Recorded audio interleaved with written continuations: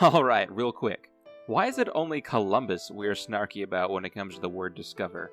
It's like there's an unspoken rule that if Columbus is in a sentence, discover can only exist right after a did not, or if it's surrounded by randomly placed quotes. I mean, come on. This website says in its first point that America was not a discovery when Columbus did it, but just 10 lines later it says it is a discovery now because we're talking about Amerigo Vespucci. Just look at the definition. Discover means you found something out for yourself, not that you invented something. Come on, BBC, you think it's a hot take that Columbus's new lands already had people on them? Columbus literally said it himself. Oh, but wait, how could Newton have discovered gravity? People have been feeling gravity for thousands of years. Oops, better slap a couple quotes on this. Oftentimes, there's also a weird swerve that Columbus didn't discover America because he never set foot on it. Well, yeah, but he did see the mainland from his ship. And he did in fact step on several North American islands. Wait, is Haiti back to being part of Europe again? Did Clyde Tombaugh not discover Pluto because they only saw it from a telescope? And was Armstrong the first man to discover the moon because he's the one who actually stepped on it? How would you like it if you texted your friend telling him all about this cool new hole-in-the-wall restaurant you discovered, only for them to slap back with a, "You didn't discover it. People have been eating there for years."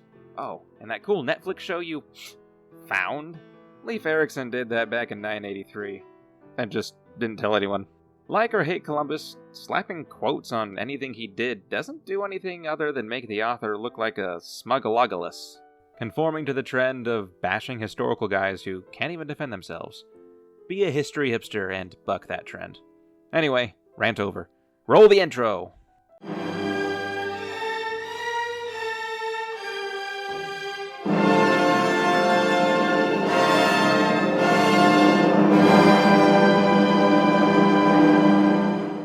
Right. This video isn't going to have any more personal vendetta against inconsistent punctuation. Nor is this going to be a defense of Columbus's actions, nor an attack on them. There are enough videos like that out there already. I'm not here to say whether he's a saint or a sinner.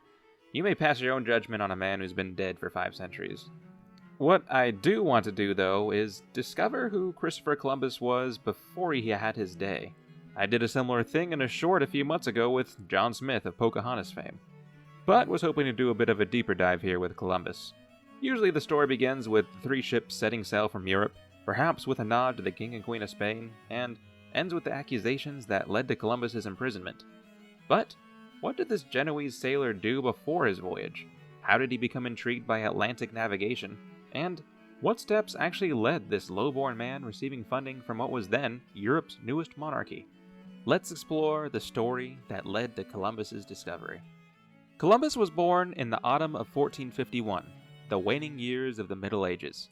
He was the son of a Genoese wool weaver and cheesemonger named Domenico, and he had 3 brothers and a sister. His name has since been anglicized in the Western world to be Christopher Columbus, but in his native Genoese, his name was actually Cristofa Colombo. It is only in Spanish that we hear the more commonly assumed alternate name, Cristobal Colon. I will be calling him by his anglicized name to keep with the custom. Genoa was a trading republic in the northwest of what is now Italy. It was a small republic, but very rich, competing for much of its history with Venice to dominate Mediterranean trade. Columbus was likely well exposed to the maritime lifestyle, and, moreover, would have known on a basic level the importance of trade. The business of Genoa was a business of importing from the Levant, or the modern Near East, to the rest of Europe. These could be Levantine goods, of course, olives, incense, etc., but also goods from faraway Asia, like silks and spices.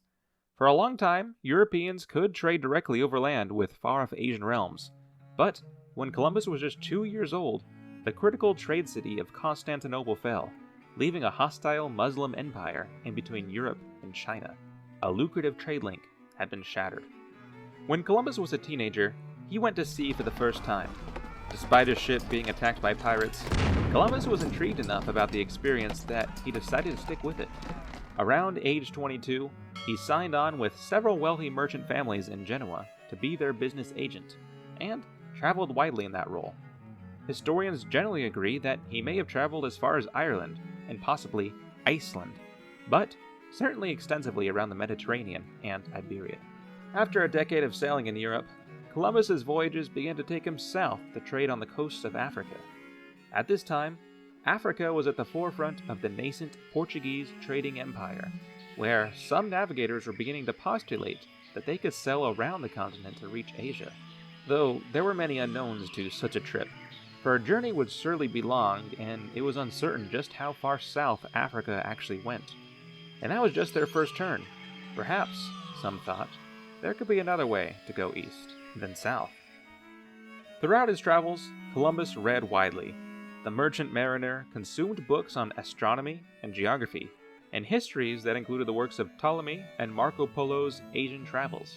He studied the languages of navigation for the day, Latin, Spanish, and Portuguese, to bring himself up to date with modern maritime thought as well. There were two schools of thought emerging in the late 1400s on how to reopen direct trade with Asia. One was that to go east, one must sail south around Africa. The other was that to go east, one must sail west across the Atlantic. Columbus began to subscribe to the latter school. Contrary to still popular belief, Westerners of Columbus's time knew that the Earth was round. That was known before even the Romans. And Columbus was not the only one to subscribe to the Westerly school. Indeed, in 1487, 5 years before Columbus's own voyage, a mariner named Fernão Dolmo attempted to sail west from the Azores for 40 days, but could find nothing. What would make Columbus's later attempt different were two things: a mistake and an innovation. The mistake was that Columbus believed the world was smaller than it really was. According to his readings and discussions led by Florentine scientist Paolo Toscanelli, sailing to Asia was possible because the sea really wasn't that wide. Columbus's final calculations put Asia 10,000 miles, or 15,000 kilometers, closer to Europe than it really is. So it didn't seem like such a long voyage after all. The innovation, though, came from Columbus's observations of the winds. Portuguese settlements were already present on the Atlantic islands of the Azores and Madeira, and whenever Columbus got the chance, he would sail to these islands. When he traveled to the Azores, he noticed that the prevailing winds were blowing west to east. It was no wonder that Dolmo made no progress after 40 days. He was fighting against the winds the entire time. Instead, Columbus realized that, starting from the Canary Islands, though they are further east, it would put the wind at his back, allowing him to make actual progress sailing west. And, if Marco Polo was to be believed, there was a fourth set of Atlantic islands just over the western horizon, the fabled Antillia, east of Japan. Going from west to east, Columbus believed, was all a matter of starting from the right place. Believing he knew how to quickly cross the supposedly narrow ocean between Europe and Asia's eastern islands, Columbus decided to risk it all and test his theories. But first, he needed something to risk. Columbus himself was a man of modest means, so to hire a ship and a crew was something beyond the reach of a merchant's salary. He would have to find a financial backer. Though his native Italian states were masters of the Mediterranean, their trade was more focused on transporting the overland trade from Asia across that small sea. To find those more willing to look at the Atlantic, Columbus had to move to a country that sat upon it, Portugal. As implied by their spreading network of island and African settlements, Portugal was already familiar with Atlantic exploration. It was to King João II that Columbus first went. Over the course of 2 meetings in the 1480s, Columbus explained his theories to the king.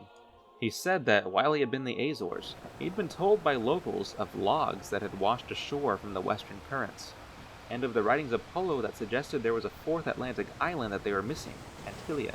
This island was supposed to be east of Japan. Perhaps this is where those logs were coming from.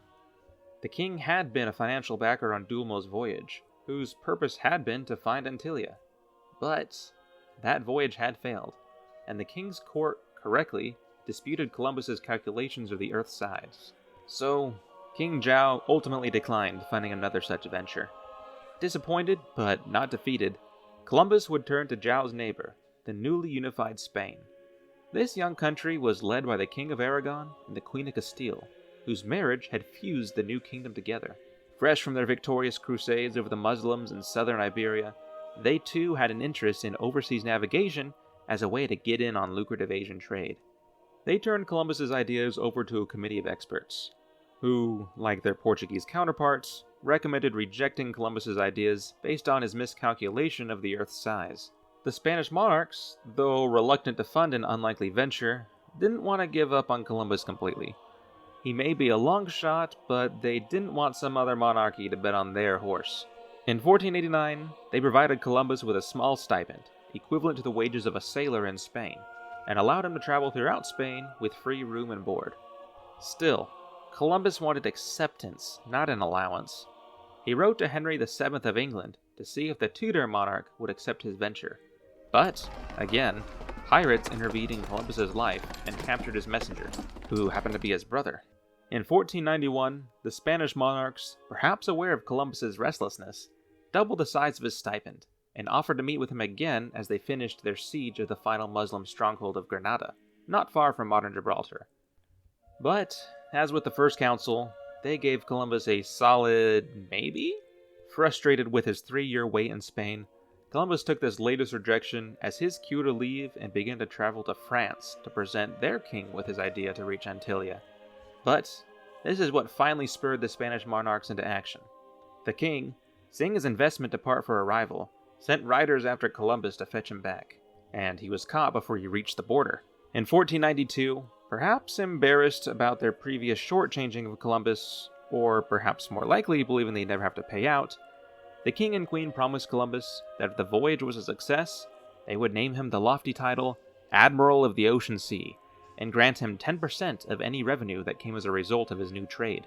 Columbus happily accepted. He was provided with 3 ships, and on the 6th of September 1492, he sailed from the Canary Islands as planned. The rest, for good or for bad, is history. Thank you all for watching. I hope you enjoyed it.